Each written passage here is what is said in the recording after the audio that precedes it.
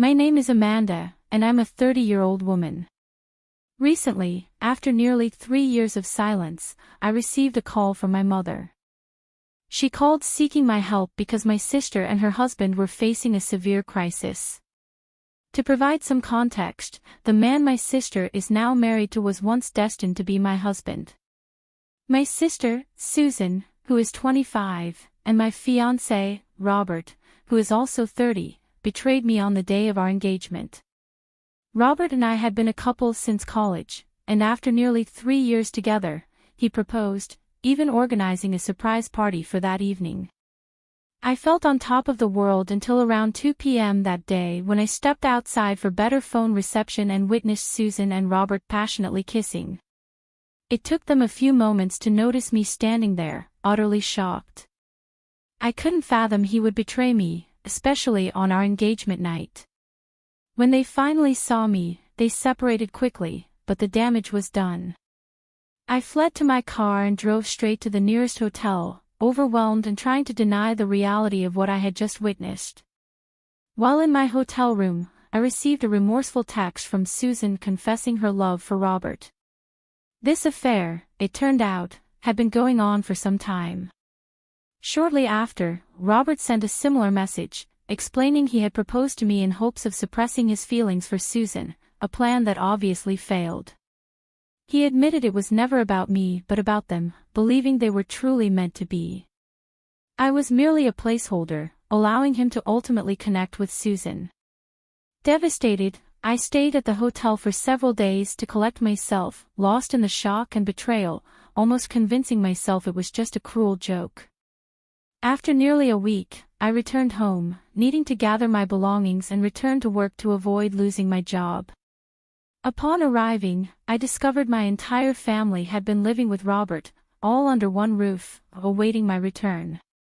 This might have been heartwarming if not for the circumstances of my departure. Despite their non-stop attempts to contact me while I was gone, I had not responded to any of their messages. So, when I finally returned, the house was in complete disarray. Everyone rushed to embrace me, expressing their joy at my return. Even Susan approached me, tears in her eyes, and wrapped me in a tight hug. I was too stunned to react and simply stood there silently as they all crowded around me. Once the commotion subsided, I cleared my throat and announced that I had come only to collect my belongings and leave permanently. Until then, Robert had been silent, but upon hearing my declaration, he revealed that he had already packed his belongings and was moving in with Susan, now that everything was out in the open. My family, my parents, my aunt, and my father's youngest sister who has lived with us since her husband died, all wore broad smiles, which I found completely inappropriate. Susan, standing beside Robert, looked at me sadly yet still smiling. Overwhelmed, I confronted them, asking why they were smiling, as I saw no reason for joy. Susan had ruined my engagement and taken the man I loved for nearly 3 years. There was nothing humorous or endearing about that. My mother spoke up, stating they couldn't alter the past but could embrace the future, a future that included Susan and Robert together. Although their relationship began with deceit, they regretted the circumstances but hoped I could see that this was supposedly for the best. Susan apologized for her actions, claiming she couldn't control her feelings and regretted not being honest sooner. She insisted that their love was genuine and that they planned to spend their lives together. Then, they kissed in front of me, causing my mother to tearfully wipe her eyes. I lost my composure and snapped, telling them that their actions were not sentimental but utterly repulsive. Surprisingly, my family became irritated with me, accusing me of being petty rather than happy for Susan. They claimed I was selfish and disapproved of my reaction. I was taken aback by their attitude and demanded they leave my house. I couldn't fathom how they were defending Susan and Robert, making me out to be the antagonist, as if I was overreacting. My father intervened, urging me not to behave childishly and to accept the situation, claiming that such things happen and that I should be pleased that my sister had found her soulmate rather than feel jealous. Their reactions seemed irrational to me, and I couldn't handle it anymore. So, I decided enough was enough, went to my room, quickly packed some of my belongings, and left without engaging further or heeding their pleas for me to stay. It became evident that they prioritized Susan's happiness over mine, disregarding what was morally right or wrong and my own feelings. Following that day, my family attempted to reach out multiple times, but I never responded, feeling no obligation to them. A few weeks later, I even received an invitation to Susan and Robert's wedding, which I promptly declined. Many mutual friends and some relatives who were aware of the truth also supported my decision by declining the invitation and distancing themselves from my family. It's been 3 years, and I've completely severed ties with them.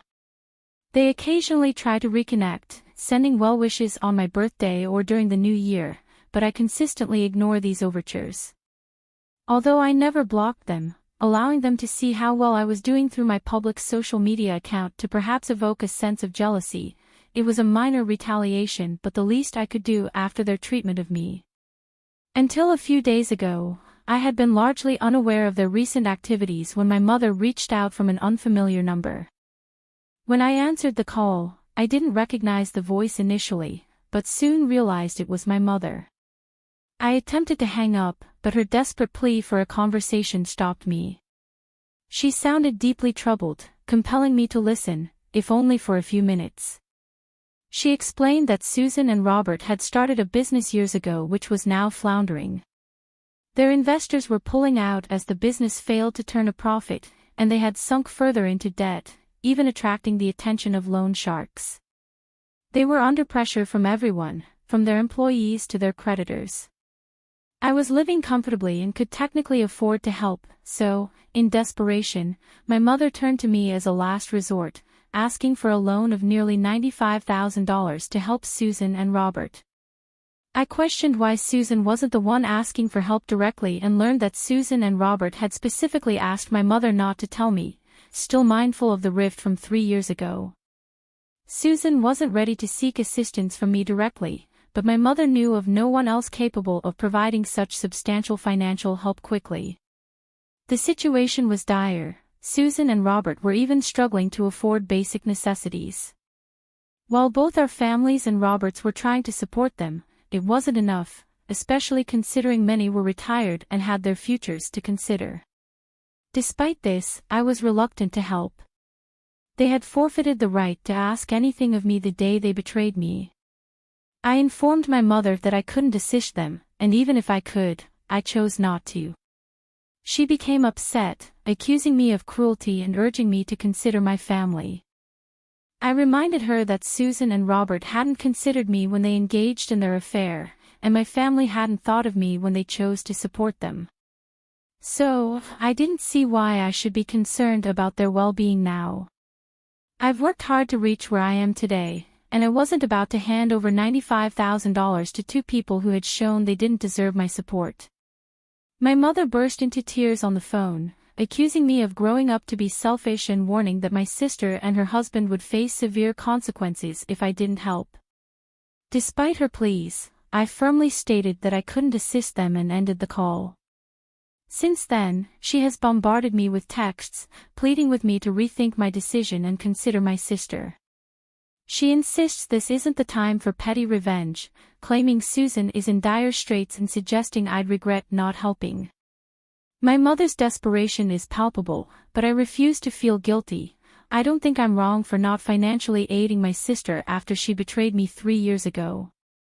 I've finally blocked my family, a step I hadn't taken before because I wanted them to see how well I was doing and perhaps feel a twinge of jealousy.